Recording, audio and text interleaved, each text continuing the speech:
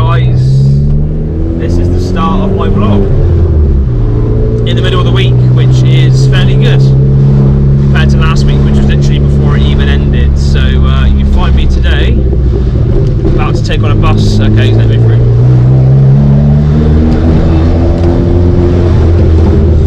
So you can find me on today on the way down to a review. Now, what has it been like driving round on these max speeding rod front coilovers for about a week or two? Literally freaking awful. They are so uncomfortable. You can't really tell on the camera because it's super smooth, but it's so uncomfortable, it's unreal. They're making all sorts of noises which don't sound right, and when I'm starting in the morning, the car's very sensitive while it's trying to cold start, especially as it's pop and bang as well. It's quite juddery, but this has exaggerated the judder like 10 times. So when the engine's cold, I'll be driving down the road and every little bump in the road will make me, because of how crap these coilovers are, every bump in the road will literally make my accelerator pedal judder, and it sends this car into like this, hesitating. I have to keep kind of lightly pressing the throttle pedal to push it out of that. I mean, the car does that anyway, and it's really annoying. I don't know whether that's down to the map, most probably, but it is really annoying when the car's cold, it does do that. But this has really exaggerated it massively, and I can't actually keep my foot stable on the pedal at all because of how aggressive and how bad the recoil is on these coilovers. It's dreadful. So, will I buy these? I mean, I haven't got the full set, I've only got the front, but this has already shown me that they're fucking shit. Really shit. But there's not much else to report about those. They haven't broken yet. They're still working properly. One of my top mounts come a bit loose, but apart from that, they're alright. Handle's okay. I mean, still suffering with grip issues, which is even worse now. I've got coilovers that aren't keeping my wheels on the ground as much, so yeah, not the best. But let's get down and get that review done. The notoriously bumpy part of the road.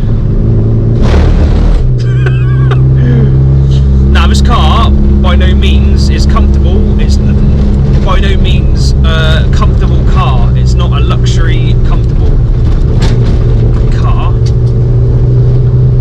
But going down here with the STs and the KW setups, which is what I had before, KW, a premium set, is like night and day. So it gets even worse in a minute. We're going to go over some light bumps. Now, before, I used to go over these and it was alright, but literally the whole car jumps over these now, which is really unpleasant. So here they come. That's literally at 20 miles an hour. These are only light. And I'm getting tailgated by a BMW. Oh, and someone is literally on a scooter in the way. There we go. Ah! My mate's already here in his car. I've got to park up somewhere because I've got a car behind me here.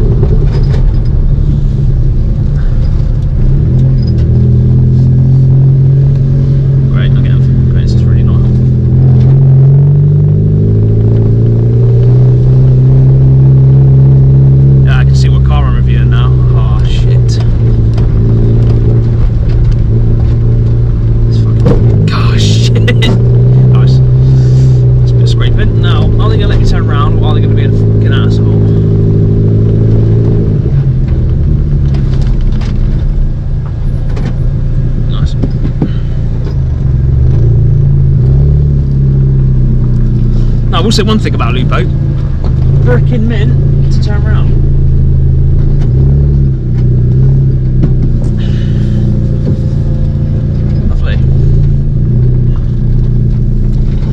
there we go. Let's get on with that review then.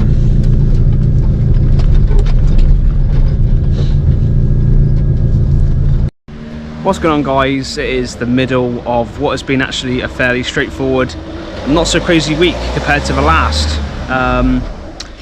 But I thought I'd mention first of all, we've actually got Hiko wind deflectors now,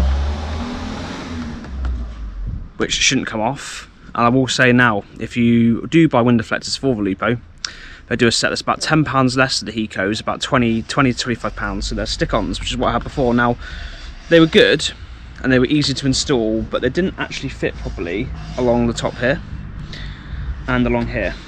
So I'd recommend that if you do buy the stick-ons, the fitment isn't the best, and just spend the extra £10 to get these, because these are much more robust and they are not going anywhere. Let's hope, anyway.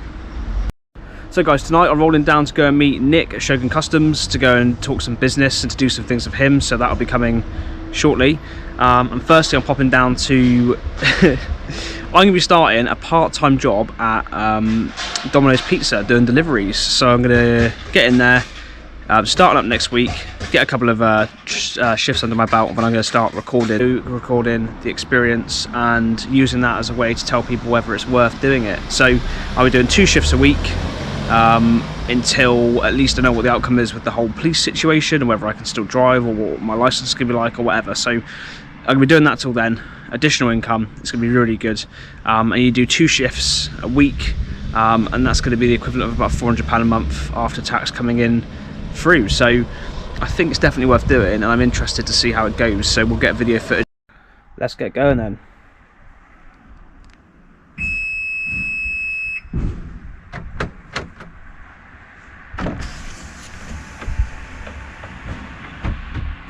Lovely. So we'll soon find out whether these Hiko wind deflectors are going to stay on for the journey. Just to mention, guys, the vlog videos are going to calm down for a bit. This week I'm back off to see my family, so I don't know what's going to go on with that. I'll probably do a little bit of content, but nothing too crazy, not a lot's on. But the vlog content will calm down for a bit because there are not a lot of things, to be fair, going on with the Lupo at the moment. But who knows, we'll see what content comes up. But I will be doing a few videos over the next few weeks discussing all sorts of different viewpoints about the Lupo. So I'll be doing a daily driving, a Lupo itself, a Lupo as a car. And I'll be doing a review of my car. And then I'll be doing videos about my plans with the car and where I'm at with it at the moment. So I'll be doing a variety of videos about the Lupo next week, as well as getting loads of cool reviews. I've got one I've done. I've got another booked in for next week and way more to come. I'll probably get maybe a few more when I go into Dorset as well. So we will have more content. And obviously remember, next weekend and the following weekend there are 2 meets that we're going to. One in Bristol for Empire, which is going to be awesome, and then one in Reading with RC Meets. We're going to go and join both of those, and we're going to get some freaking awesome footage and finally get some meet videos back on the page. So I've also been down to FCM Motorsports today in Bristol and got the alignment done, so the car is feeling so much more fresh. It is unbelievable, just needs a good clean to get it ready for the weekend. But I'll be doing videos soon with FCM and promoting what those guys do down there. They do awesome work, especially with the Mitsubishi side of things, Colts, Evos, etc, etc. Go and hit them up, but I'll be doing more content with those guys soon. I think you should mop his head down, mate, because look, he's sweating with concentration. Look at him, look. Come on, get a towel and wipe his head, mate. Yeah,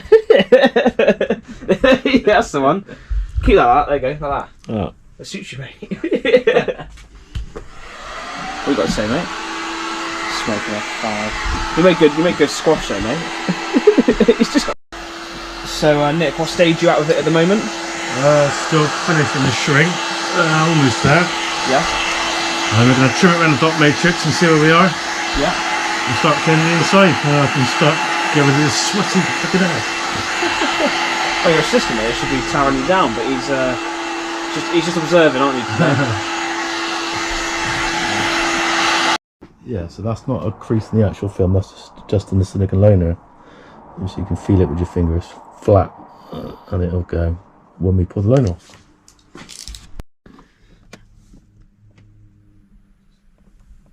That? Yep.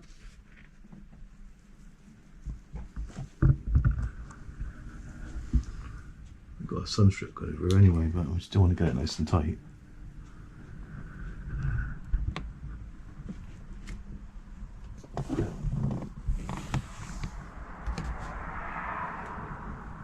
If you guys can see this,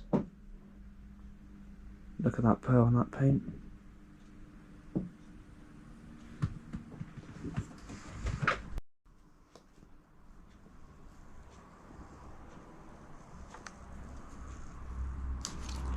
Where's anything in case he makes a mistake? No, not now. I've just spent 40 minutes shrinking it. Do you feel 18 again, mate? Get out. You do, don't you? How many girls have you pulled today then, mate? None. None? No, I'm in a happy relationship, mate. Oh, you? Oh. I am indeed. Definitely shouldn't buy a Fiesta then, mate. Nah. 14-year-olds aren't my thing.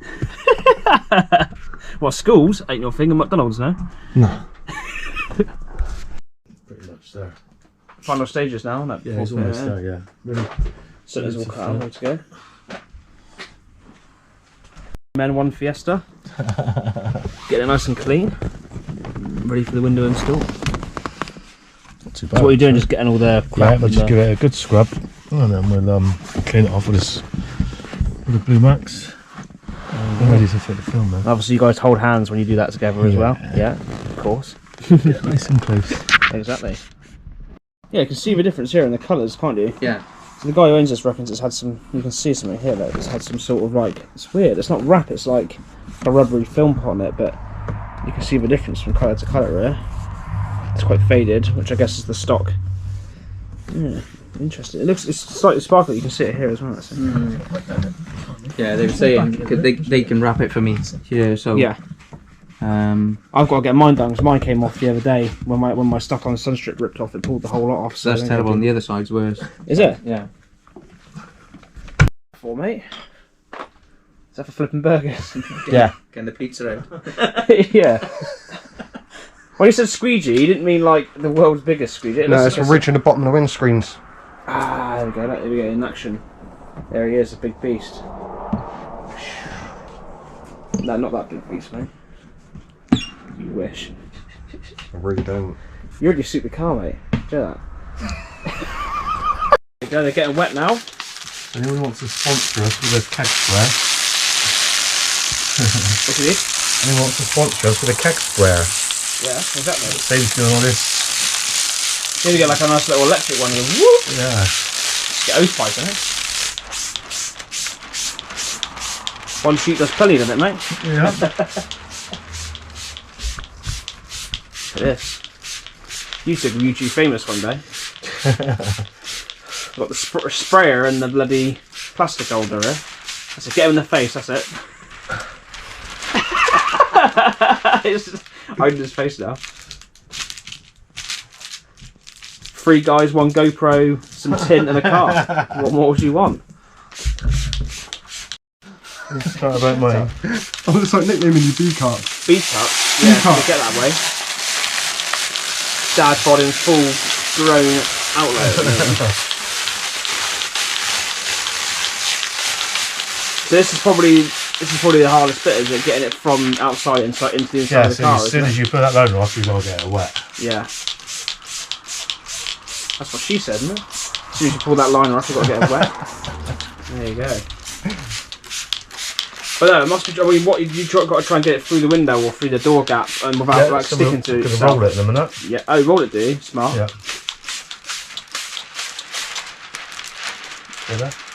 Got it? Yep. Not improve any distance, are they? It was in a spray booth, everything being sucked out. It'd be great, 'cause you're always going to get some micro dust, you just can't avoid it. This reminds me of the, you know those little weird fortune fishes you get in the crackers?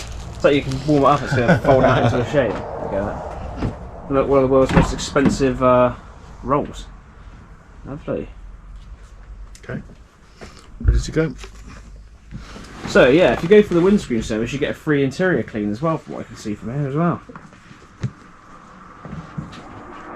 Free of charge, that part, isn't it? Cleaning the inside of the car. So look at that. Okay. And this is where it all goes wrong. Don't say that. No, it won't go wrong. All goes right. It won't go wrong.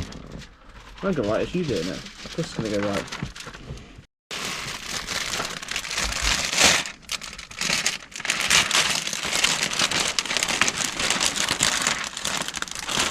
Here we go guys, the most technical part of the operation.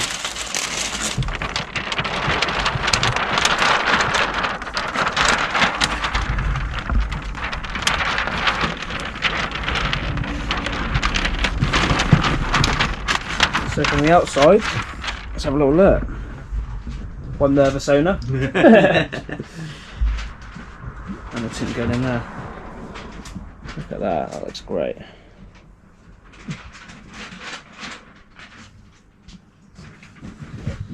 So yeah, these make, oh nice, maybe jump. So these are obviously slightly hard to do because they've got the centre sensor in there as well to get around, so some other windscreens would be easier than this one to do, so nice little challenge for them. Is it me to you again, is it? I'm in. How much for wishy-washy, mate? £5? £5 wishy-washy? For anybody else, £10 for you. What sort of payments do you take, mate? Money, what else? Do you take food or...? I could do with some food. Food, yeah, okay, fair enough. We can make that work. Food's always a winner. Definitely.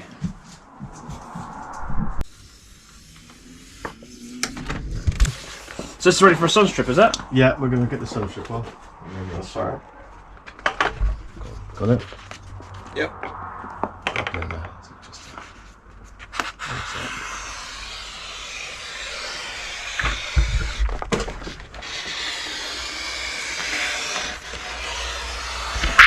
Yeah, so this part of the windscreen is looking like my face is going to do in about 20-30 years time. But you see he's using the heat now to, there we go, look at that, like magic. What do you think, Valkyrie? Like it? No, not your turn on the camera. Lost your voice today. It's because he thinks he sounds funny on the camera, but he doesn't actually. He just sounds like he's from Yate, which is, you know, just its own language really, but it's not a bad thing, mate. I'm just going to scrub my tape up a minute and we're going to remeasure, okay? About my nipples, mate. You haven't even seen them.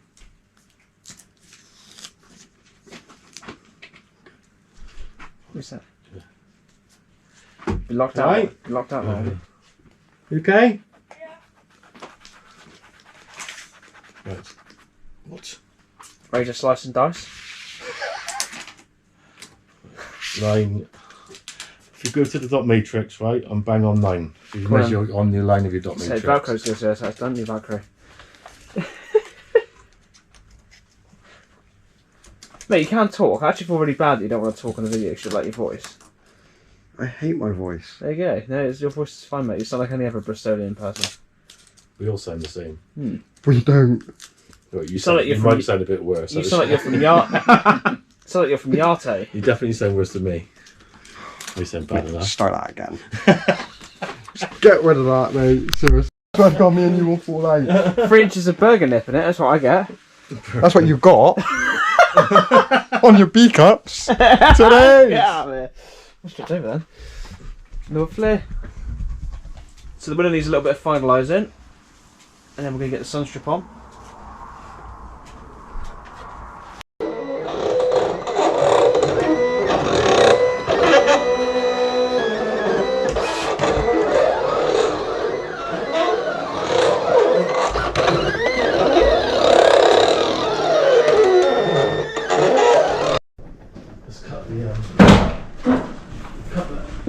Just got the OLED to do here, look.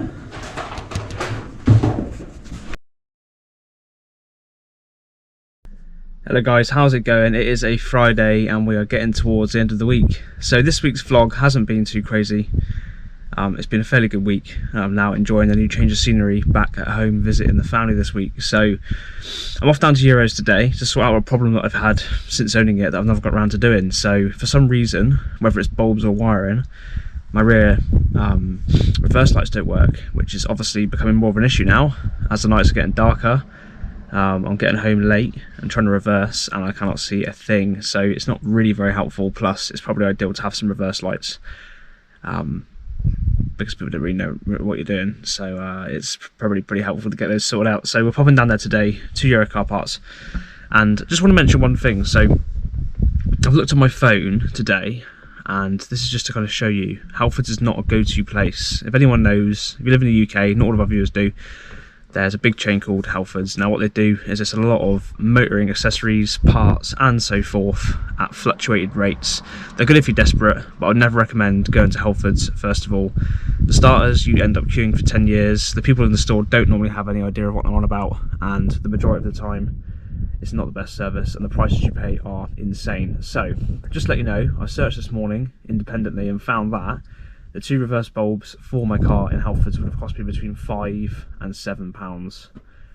So I'm going to be going to Euro Car Parts today to get these 2 bulbs, and can you have a guess what it's cost me for 2 rear reverse bulbs? Haven't guessed it?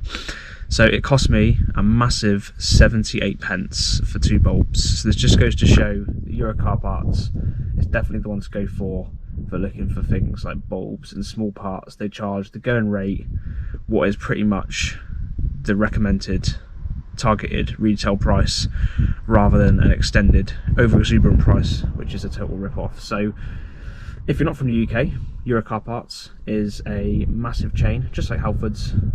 They specialise more in car parts, and they do them at much better, more reasonable and respectful prices. So a shout out to Euros. Go down there and get your reverse bulbs. There we go, guys, back. We have here 2, as you can see, 2 Bosch reverse bulbs. So let's get to the back of the car and get a video of showing you how to change your bulbs. What's happening? Before I get started, I thought I'd say Viking Views is back on and looking beautiful. And secondly, thank you Shogun Customs for sorting me out with this lovely gloss black with fingerprint mark side doors. So as you remember, we started the week with both of these missing. Well, this was carbon fibre, this was stuck on, this had gone, and this was carbon fibre, but now we've got a nice beautiful gloss black in there with a deflector. Stickers, they will be available from next week, so watch this space. We'll have various colours. The colour we're going to be doing for now is this glittery white, which you might be able to get just a bit, but they'll be available this week coming. So I've never taken a set of these rear lights off of a Lupo. I'm assuming it's really as straightforward as it's looking, which is just one torque screw down the left hand side of the light. So there's one T30 on the inside of the light unit here.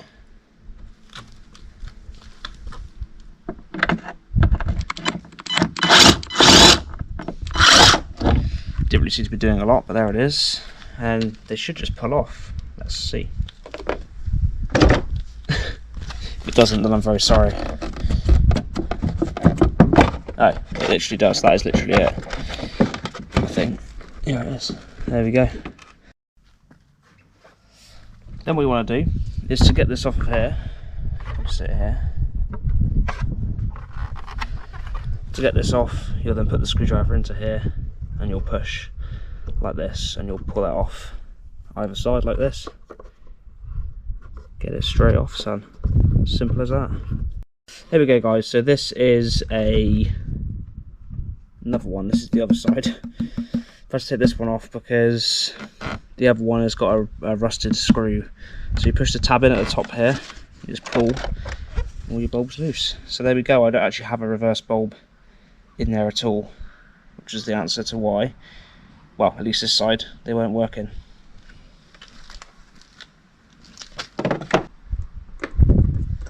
Find a way it wants to go in.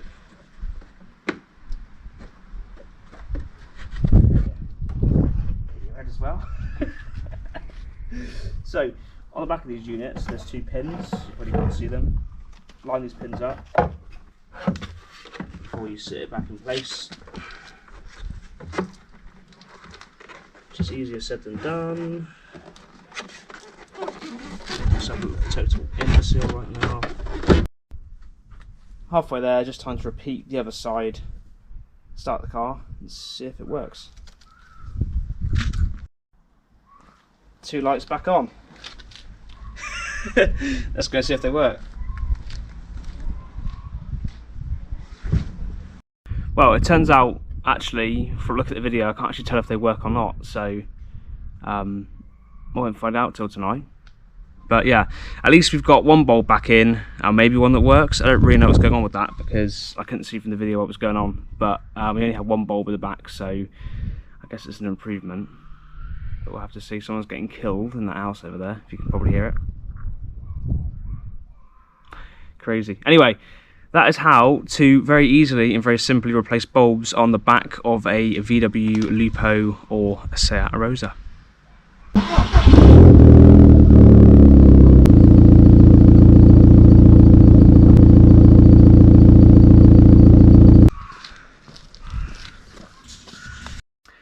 What's up, guys? So I've been a mechanic and I've looked on Google like all us car guys do when we don't know what's going on. So it turns out that there's a common issue with Lupos in this problem, and it's something to do with a switch on the gearbox. So it appears to me that it isn't a bulb issue, it's a wiring issue. But look what I have found in my engine bay. Ready? This. Now this appears, I might not be correct, but this appears to be the plug for the rear reverse light sensor. This appears to be. I'm saying that massively. This appears. It might not be, but it isn't long enough to reach down there anyway. But what we're going to do is we're going to add some wiring onto this, and we're going to stretch this down to where it should be, which is down inside here. Now, you probably can't see it very well, but there is currently a switch, or there's currently a plug on there, which goes into a wiring harness here. So it runs into a wiring harness here. So I'm going to unplug that. I'm assuming this might not even be a sensor that even does this. I'm just assuming by looking, by going by what I've seen online, that that is the sensor for the reverse lights.